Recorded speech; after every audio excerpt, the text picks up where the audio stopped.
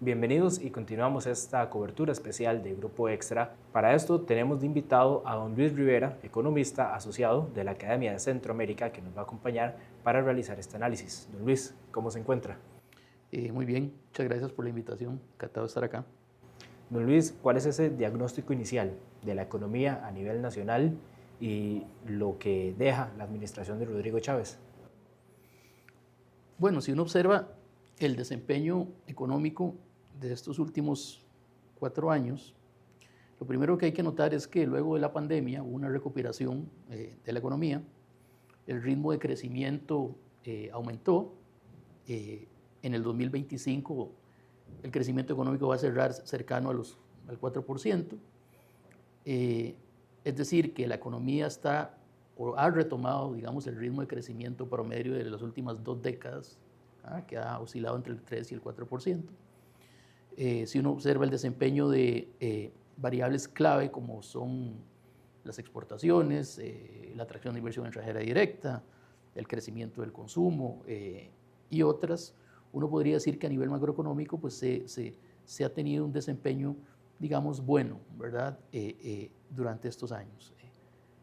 Claro está, a la par de ese desempeño, ¿verdad?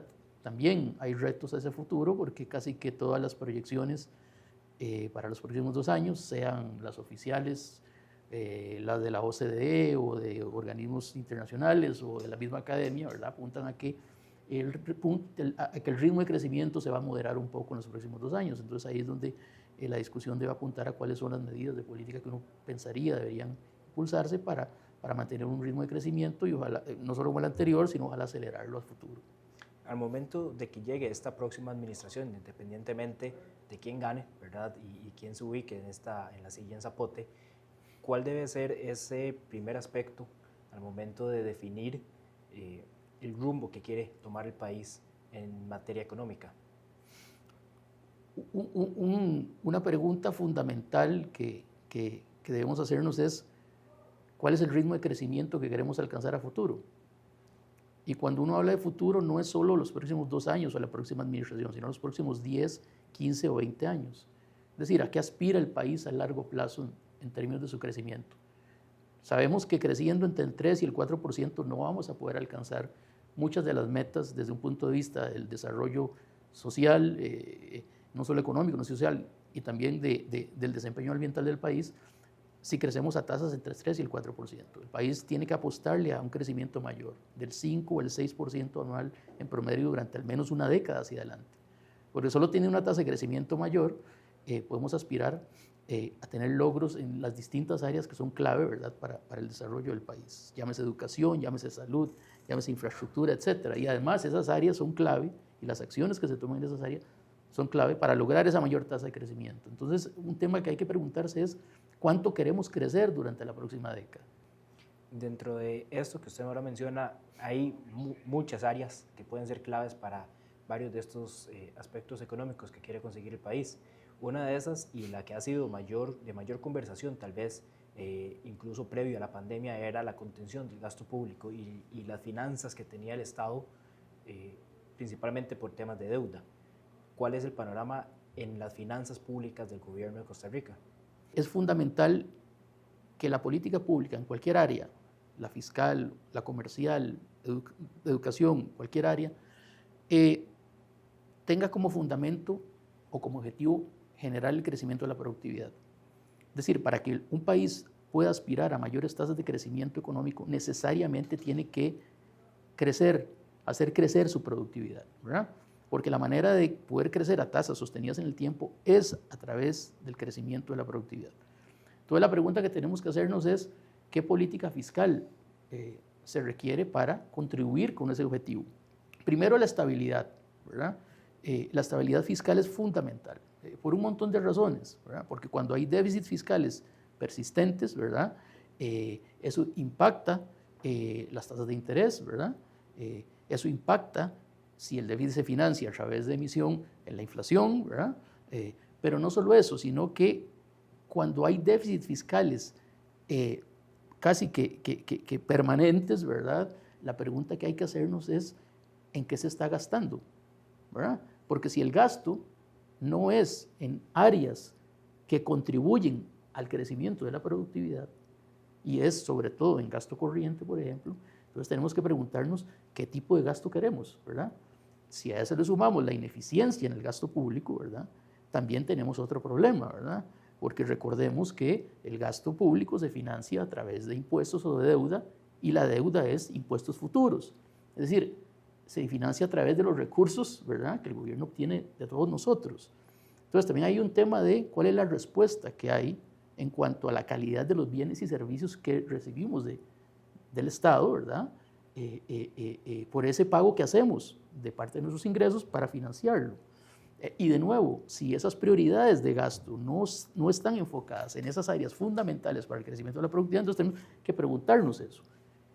Hablando de materia fiscal y hablando de cuestiones de deuda, Costa Rica empezó la administración de Rodrigo Chávez con un 67% en el ratio de deuda con respecto a la producción nacional, y ya la ha ido reduciendo a que hace poco llegó a un 57%, 58%, y últimamente en el cierre del 2025 estuvo nuevamente acercándose a ese techo del 60% con el que se activaba, ¿verdad?, uno de los rubros más restrictivos de la regla fiscal, y eso también limita mucha de la inversión que se puede hacer para mejorar esa producción a nivel país. ¿Cuál tiene que ser la estrategia de esta próxima administración para continuar en esa senda de mejorar la relación de deuda con respecto a la producción nacional? Bueno, lo primero es que sin duda el manejo de la deuda pública en esta administración ha sido acertado, ¿verdad? Es cierto que hemos logrado bajar, al menos en algunos puntos porcentuales del PIB, la carga de la deuda, ¿verdad? Y eso es positivo, sin duda. El tema que tenemos que plantearnos es si podemos continuar a futuro endeudándonos más, incluso si nos endeudamos con mejores condiciones, ¿verdad?, a menores tasas de interés, y eso es positivo, sin duda, y el gobierno ha hecho un esfuerzo en esa vía, pero lo que hay que preguntarnos es qué sucede si seguimos endeudándonos, ¿verdad? El ejemplo que yo siempre doy es, si nos endeudamos con una tasa si tenemos una tarjeta de crédito, digamos, pongamos un escenario, por la que pagamos 50% de interés, ¿ok?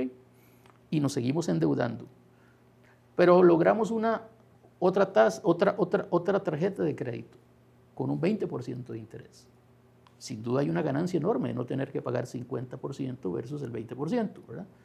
Pero si con esa nueva tarjeta del 20% seguimos endeudándonos más, porque seguimos gastando más allá de nuestros ingresos, la deuda va a seguir creciendo.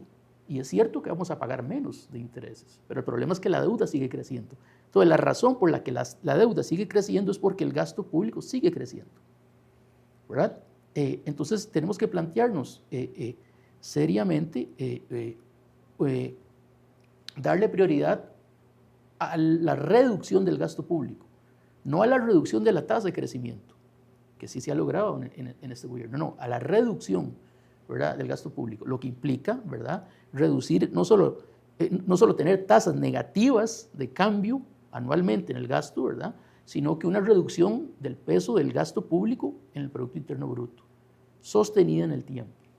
Hay que recordar que la tendencia creciente de la deuda, ¿verdad?, pública en este país coincide cercanamente, más o menos con hace unos 15 años que empieza a acelerarse el gasto, ¿verdad?, de una manera exponencial. No es de extrañar entonces que esa deuda ha crecido, y crecido de la manera que creció durante los últimos 15 años. Entonces, si uno quiere pensar hacia futuro en verdaderamente controlar la deuda pública, necesariamente tiene que pasar por reducir el gasto público. Porque la alternativa de financiar los déficits con más impuestos sería contraproducente. Y dentro de esa priorización, porque usted decía que sean rubros que nos ayuden a aumentar la productividad, y dentro de eso hay materias que atender en materia de que complican, digamos, el panorama de competitividad del país, como la educación, la seguridad, el tema de seguridad social a nivel de salud, el programa de salud que tenemos, que esos son rubros en donde tenemos que, hay una prioridad por contener el gasto, el crecimiento del gasto del gobierno, pero también hay que atender estos rubros como la educación y la seguridad y la infraestructura también de carreteras y diferentes componentes para también tener una mayor productividad. Entonces, ¿cómo manejar ese contener el gasto con también darle la inversión que requieren estas otras áreas? Bueno, eso pasa, David, al menos por tres áreas. La primera tiene que ver con la reducción del aparato estatal, ¿verdad? Y cuando uno ve la cantidad de organizaciones y agencias de gobierno que hay en este país, ¿verdad?, que superan las 330 ya, ¿verdad? Entonces, uno definitivamente para un país de este tamaño, para una economía de este tamaño, uno tiene que plantearse seriamente cuáles de esas organizaciones o instituciones simple y sencillamente no están sobrando, ¿verdad? Entonces, digamos, la reforma del Estado desde un punto de vista de la administración pública es fundamental, y eso pasa por fusionar instituciones, por cerrar instituciones, ¿verdad? Eso pasa también por un programa de privatizaciones de empresas estatales, un programa de privatización de empresas estatales que tiene que tomarse en serio, con un buen diseño, ¿verdad? Con un horizonte de largo plazo. Eso pasa también por entender que hay muchas áreas, ¿verdad?, del gasto que se pueden recordar con una mayor eficiencia, ¿verdad? Y de nuevo, son decisiones que pueden ser difíciles, ciertamente, ¿verdad? Pero son decisiones que no se pueden seguir postergando. Muchas gracias, don Luis. Con todo gusto, a la orden. Esto fue parte del análisis económico aquí en Grupo Extra de lo que deja la administración de Rodrigo Chávez y asumiría el próximo gobierno desde un punto de vista de la economía nacional.